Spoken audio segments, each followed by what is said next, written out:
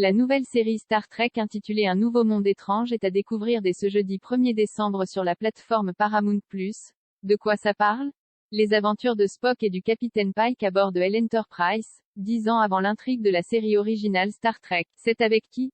Le capitaine de l'USS Enterprise Christopher Pike est incarné par Anson Mount, Elon Wills, qui succède à Jeffrey Hunter et Sean Kenney, interprète du personnage dans la série originale, et à Bruce Greenwood qu'il a également incarné dans les reboots de J.J.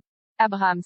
À ses côtés, Ethan Peck, petit-fils du légendaire Gregory Peck, incarne Spock, le légendaire personnage immortalisé par Leonard Nimoy dans la première série Star Trek, et les 6 films qui en ont découlé.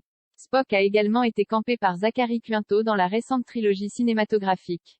Outre Rebecca Romijn dans le rôle de numéro 1, le bras droit de Pike, et l'actrice australienne Jess Bush en infirmière Chapelle, toutes deux incarnées par la même interprète dans la série originale, Majel Barrett. Citons par ailleurs la présence au casting de la chanteuse Celia Rose Gooding, interprète de la jeune cadette Uhura.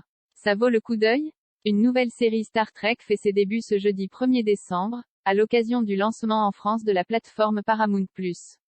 Intitulée Un nouveau monde étrange, Strange New Worlds en version originale, NDLR, cette nouvelle production est un spin-off de Star Trek Discovery, puisque nous retrouvons plusieurs personnages introduits dans sa deuxième saison parmi lesquels le capitaine Christopher Pike, Anson Mount, et Spock, Ethan Peck. Bien que conçu comme un complément à Discovery, Star Trek Un nouveau monde étrange est en réalité bien plus proche du format de la série originale de 1966, qui avait révélé au grand public les aventures de Spock, alors interprété par Leonard Nimoy, et d'un autre capitaine de l'Enterprise, James T.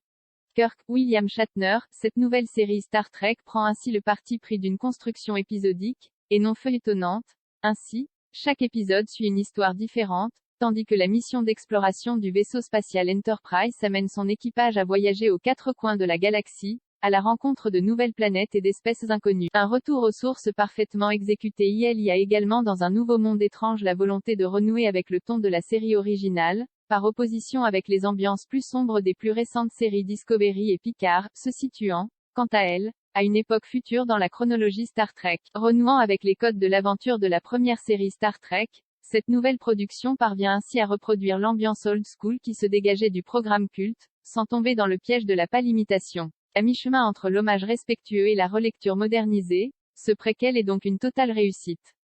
En recentrant son propos sur l'intrigue et sur ses personnages, Star Trek Un nouveau monde étrange livre sûrement le plus bel hommage que l'on aurait imaginé pu faire à la série originale. Nul doute qu'elle parviendra à la fois à séduire les Trekkies de longue date, mais également à captiver une toute nouvelle audience, qui aura ainsi l'occasion de découvrir les origines de Spock, sûrement l'un des plus célèbres personnages de la culture populaire américaine.